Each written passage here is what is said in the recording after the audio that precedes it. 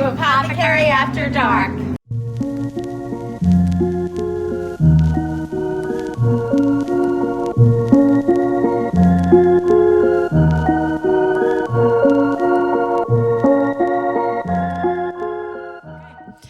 Hey everybody, welcome to another episode of Apothecary After Dark. We really are going to talk about something sort of spicy, so we locked the front door. Yes. I am Dina, and I'm here with my sister from another mister. Hey guys, I'm Danielle, and I am very happy to be here with you tonight. We selected a juicy topic that has a wide range of varying perspectives. Everybody wants to know about either hexing someone or if they've been hexed by someone, right? Yeah, and is it right to hex someone? Is it wrong? Is there really black and white? Is there a gray? Right. Like it is. It's a very interesting topic because we're very complicated beings. And also, like, the answer to this question also might depend upon what day it is and how we're feeling too, right? Exactly. Listen, I definitely would consider myself a light worker. In the past, like especially when we were first opening, I definitely first and foremost operate out of the light, the which means for the greatest good of mankind, and put out into the universe that which I wish to attract and raise the vibration of the planet and of humanity by spreading love and high frequency emotions and actions that will help bring the vibration up. That's what a light worker is, by definition. But I think there's a toxic side of using that term of light worker because some people are like, I only operate in the light and I can't, like, yin yang exists as an ancient symbol because everything that has light has a little bit of darkness, and everything that has darkness has a little bit of light. So where's the balance? Because there's always a blend. So how are you balancing it, and what are the circumstances, I think, is really what it comes down to. And also, like, there are times where things happen in your life and you need to make sense of them, and there might be some type of justice that needs to take place. And we're both Libras. Yeah. And sometimes the justice is for us to make sense of it. It's not, so there are so many ways of hexing or doing, whether you say like left-hand path magic or baneful work or wherever, where it's like, are you trying to actively harm somebody? Because I don't want to actively harm anything unless like one of my loved ones is in imminent danger, then like, okay, get out of my way. But again, like, that's like sort of what we're like, right? But that's FAFO. Right, yeah, that is. But like also like if, for the most part, it's so funny because there is somebody that's in our circle who is convinced, that's been sort of adjacent to the shop, but hasn't been here for quite some time, is convinced that they were hexed by us. And we don't do that because we literally don't have time for that. I just don't care. Like, no, like, so, but then if there's something where boundaries need to be set, and it's not so much of a hex, but it's like a stay the hell away and out of my energy. Is that a hex or is that a removal of energy so your energy can be maintained? Like, what do you think about that? Well, okay, so you bring up a very good point. For me, most of my practice is to set up those protective boundaries. So I work very closely with Archangel Michael, and I call him in, and I just say, surround me in your white and blue light. Use your sword and shield to protect me and my business and my family. And he's omnipresent, and he is a badass warrior that can take anything. So, that's part of my practice. So it's not that I'm wishing ill against anybody, even if they've caused me harm. My goal is create that healthy boundary. They can drop off the face of the planet, but they're gone. Right. Sometimes they don't go. That is true. So, sometimes they don't go. And then now you're going to find out. So our birth card, Dina and I have the same birthday, in case anybody doesn't know that. Like same day, same year.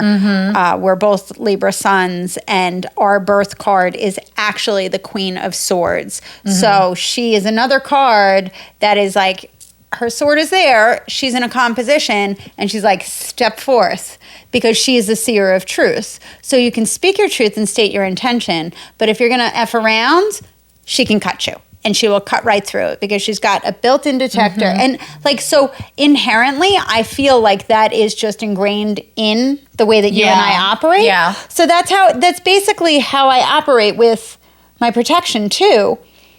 But if somebody's going to keep coming at me, then the scales of justice are you gonna have come to right do, back to you. you definitely have to do more work. And there is sort of, the thing is too, like a lot of times people come into shop and they're like, I've been hexed, and there's a lot of energy that goes into doing something like that to somebody. You know, even just making sure that our energetic boundaries are safe and that we are not letting anything in. Sometimes maybe our guards will be down a little bit because we'll be busy or preoccupied with something. And when we have to do a cleanup on aisle 6, it takes a lot out of us. Yeah. Like, it's our time, it's our attention, it's doing things that we don't normally do, because there are your everyday practices, and then there's like the Heavier. Just like, you know, sometimes like you got to clean your house, and sometimes you got to clean your house, right? Totally different. It's like an energetic scrubbing and deep clean. Yeah. So, you know, there's a lot of effort and a lot of work and a lot of your energy, because everything is energetic exchange that goes into doing work like that. So, like, it's not something that we take like lightly at all. I only do it when it's required, but I'm not afraid to do it when it's required. And I think, you know, sometimes you don't know who you're messing with. If you don't know somebody's practice or their faith or their strength or their don't go messing with things that you don't know. Yeah. You know, and don't start playing with like, oh, I'm going to hex you and I'm going to like wish ill upon you, because whatever you put out into the universe is going to come. It's the rule of 3, right? Like, it's going to come back to you threefold. And that's just basic rules of karma and energy. So, well, you know, so I always do try to put out things that are positive, but we were talking with Antonio, author. Antonio Pagliarulo, the author of The Evil Eye. And he says, like, you're almost like obligated to not ignore when somebody crosses boundaries, because it isn't in keeping with the balance of energy or the earth or karma or whatever to just allow somebody to cross lines, take. Because at what point, if you allow somebody to continue to act in this way, are you enabling and encouraging bad behavior? Right? If you don't have boundaries, you don't have to be mean. You don't have to be, you know, making sure a bird shits on their head every single day. I mean, that's okay. That would be funny. But you are saying, hey, I see you. Stop it. Like, we're not doing this today. I got to tell you, just this past weekend, Danielle and I had a hooky day on Saturday. It was fun. And we saw... I know Danielle's probably like, where are we going with this? I don't know if she knows where I'm going. And we saw the musical Redwood with Idina Menzel. It is a beautiful story. And basically, it's 120 minutes, no intermission. And when you get to the end of it, it's like this beautiful catharsis. Everybody's crying. She was a little snotty. It's like live while you're alive type of thing. You're like, oh my God. Like, if you don't get to the end of 120 minutes of this show and you're like, I am screwing up life, right, by not like taking advantage of every one of my breaths, like, you are literally dead inside, right? Like, heart-wrenching. Seriously. So redemption, healing, amazing show. Yeah. We get to the end of it. Now we're walking out. It's the entire theater. And we're going down one stairwell, and there's a lot of people. And like, I don't like being up somebody's rear end. So I like personal space, because also if you're an energetic being and you work in this type of store, you feel people's energy, and New York City theater energy. You don't want to be like in somebody's energetic aura, right? And I was right in front of you. You were behind me. No, you were behind me. I was in front of you. I was. So I'm on my phone, but I'm looking, but I'm like sort of like scrolling through my phone. Danielle's behind me, and there's like a crotch lady behind Danielle who says, "Can you do that later?"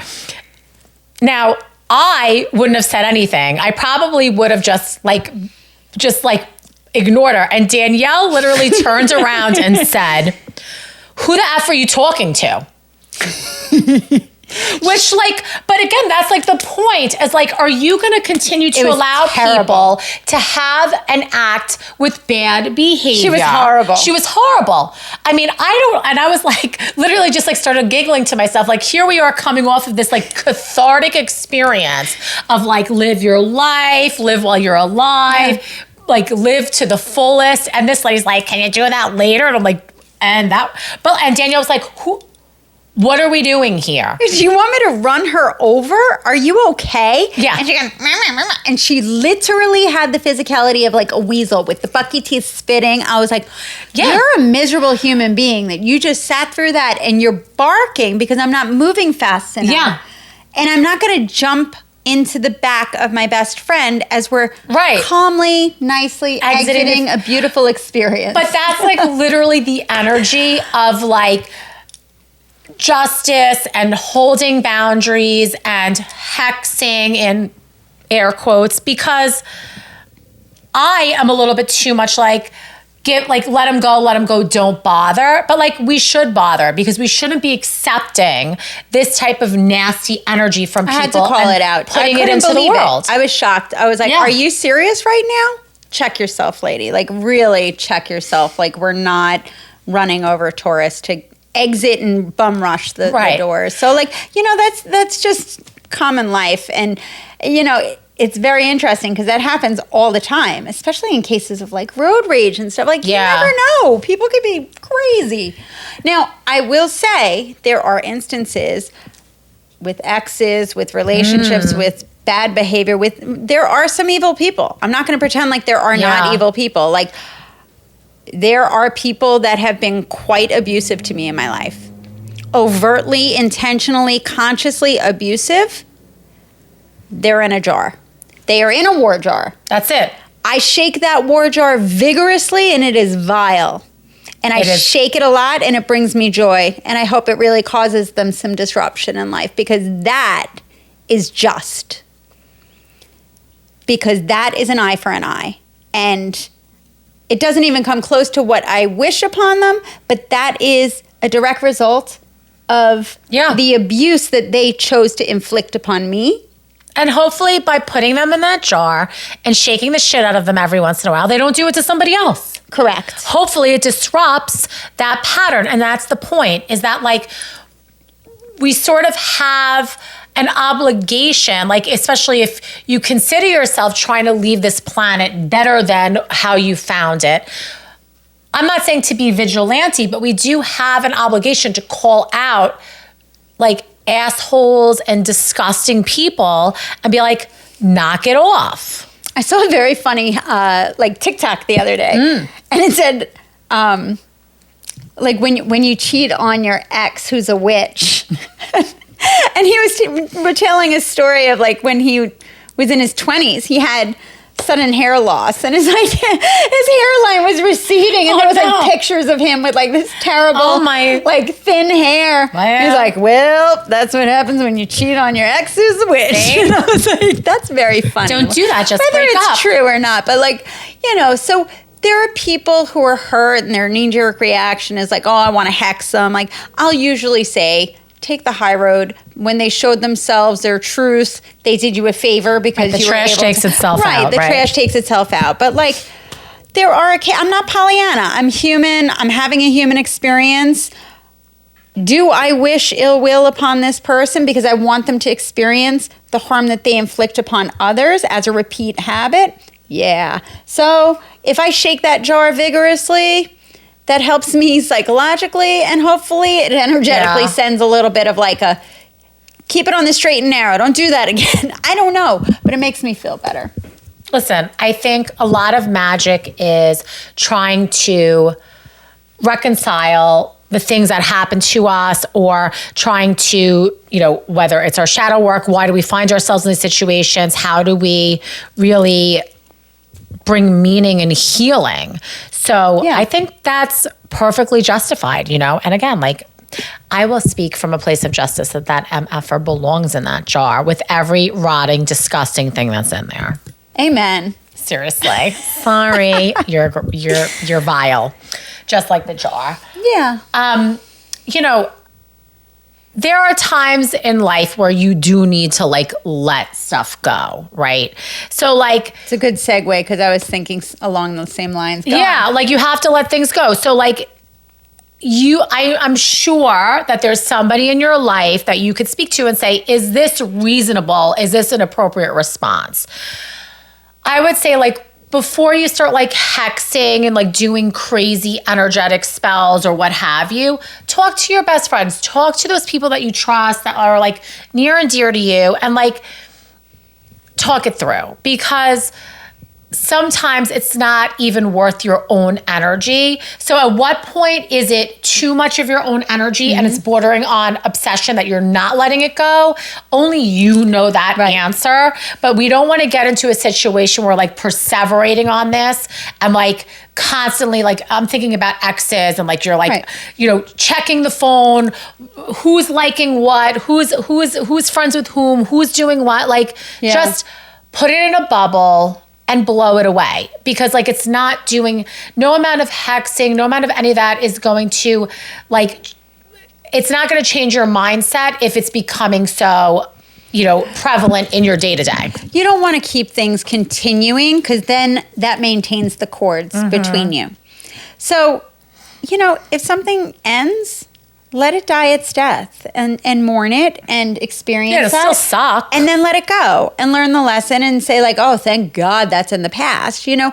But sometimes when people start perseverating and dwelling upon that, it will perpetuate the ties between you. And then you're still being tied to that negative energy.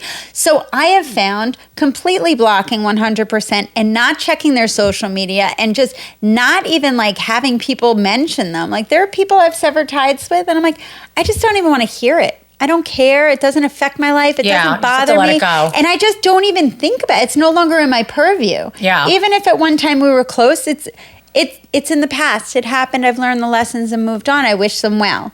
And say like, well, hopefully they've learned too. And I found most cases. That's enough. That's enough. Yeah, that's enough. Yeah. So only you know. And, you know, it's really interesting because before we started thinking about what we're going to talk about, Samantha, who is our reader, who, as a little plug, is available in person and virtually, she is also available for spell work. And she doesn't like hex people, but she will do cord cuttings and she will do certain justice work when it's so called. But just because you're saying something to her as it being so, doesn't mean she's taking you at your word for it. She's talking to her spirit guide. She's doing a reading on it. She's checking the energy to make sure that what you're telling her is really what's going on. Because keep in mind, we see a lot of stuff from our own perspective. Us human beings, like we're looking through our own eyes out of the world. We're not looking through somebody else's eyes. So we also have to keep that in mind, that our perspective is our unique perspective. We could have boundaries. We could send people along their way. We could say, you know what, this isn't aligned for me anymore. Or you have to go in the wardrobe, whatever it is, whatever maybe ends it's of got to the... just cool down a little bit. You know, or, you know, there's a lot of different techniques, but I think first and foremost, protect yourself, focus on your own personal growth. What's the best way to proceed and take the lesson and move forward? That's usually like the best determining next step. But if you have to put somebody in a disgusting war jar and they deserve it, then like you could still put your head like comfortably on the pillow at night is what I'm telling you. Sometimes you have permission. Sometimes if it's warranted. So just don't dabble in things that you're not prepared to mess with though, okay? Because we don't want things coming back to you. Don't be like summoning demons if you've never done it before and like sending it to somebody's house. You know, don't like conjure stuff that you don't know how to get rid of. So like, let's just use our heads, right? Then you're going to have all sorts of weird energy and you're going to say, I don't know what's happening. Like, it's just not, it's not worth it. The juice is not worth the squeeze. I love the juice is not worth the squeeze. All right. So we're going to pull a card and touch base in the energy collectively for the next 2 weeks. See what we're working with. Thankfully, we're out of March. Hopefully everybody's feeling much better in April, right? After the eclipse. Because it's been a month for everybody. So now we're stepping into fresh. What are you working with? Animal Guides Tarot by Radley Valentine. I'm with my tried and true Rider-Waite Tarot deck because when your girl finally like learns how to read something, we're just sticking with it till the end of time. Okay, so Two of water. I love them. Yeah, they're so cute. They're very cute. Two birds, really beautiful little lovebirds. And I don't know what you're picking yet, but the message as you're deciding what card you pick is you're falling in love or experiencing a deepening of emotion in your current relationship. Marriages or romantic partnerships in distress can still be saved. Don't give up. Okay. Now, it doesn't have to be romantic, but let's Could see be what you friendship. pick. Yeah. La, la, la, la. So, okay. What card did you get? I got the 5 of Cups, right? So he's like, he needs to walk away. So it's really funny because the don't give up, and it's so funny because then I pulled this. Right. We're just coming out of like a really hard astrological month. That Venus retrograde might have shaken up some relationships or friendships. So like you need to decide, did you, like, some of these cups are knocked over, but 2 of them are left standing. So like, what do you need to walk away from? Did you kick over some of these cups by accident, acting like an asshole, talking out your neck? Do you need to apologize? Like, stop with the energy. Like, take a moment, because again, I think we get like so wrapped up in the heat of the moment. And sometimes like when you get in like a little bit of a fit of like either anger or just discontent or just like blah, it like breeds more of it. So like, what are you going to do to like shake up the energy a little bit? Yeah. And since we are in Venus retrograde, a retrograde is a time to review, reconnect, reconsider, reconcile. So Venus rules relationships, love, money. Yeah. So like I said, the 2 of water, 2 of cups are emotion. And Dina has the 5 of cups. So it's your feelings, which are fluid. Yeah. So determine, like, is it done? Has it run its course? Is it worth salvaging? Is it time to walk away? But right, look at it honestly. I think focus on the full cups that are in alignment and abundant, and let the rest of the spilled cups go. Learn from it and move on, just like we were talking about in today's discussion. Thank you so much, guys. Let us know if this has resonated. Let us know, have you ever hexed anybody? How did it work out for you? Have you been hexed? We want to hear all your stories. Make sure you are sharing this podcast with your friends. Subscribe. You could find us everywhere on social media at Amityville Apothecary, and always shop AmityvilleApothecary.com. And come visit us if you're in the area. We would love to meet you and hear all of your experiences and ideas, okay? So thank you for joining us. We'll see you next time. Bye. Bye. Thanks so much for listening to us today. We look forward to connecting with you again soon, so be sure to come back for the next episode. And make sure to follow us on social media. It's the fastest way you can get in touch with us at Amityville Apothecary, Instagram, Facebook, TikTok, and YouTube. And of course, subscribe to this podcast. We are eternally grateful for your support.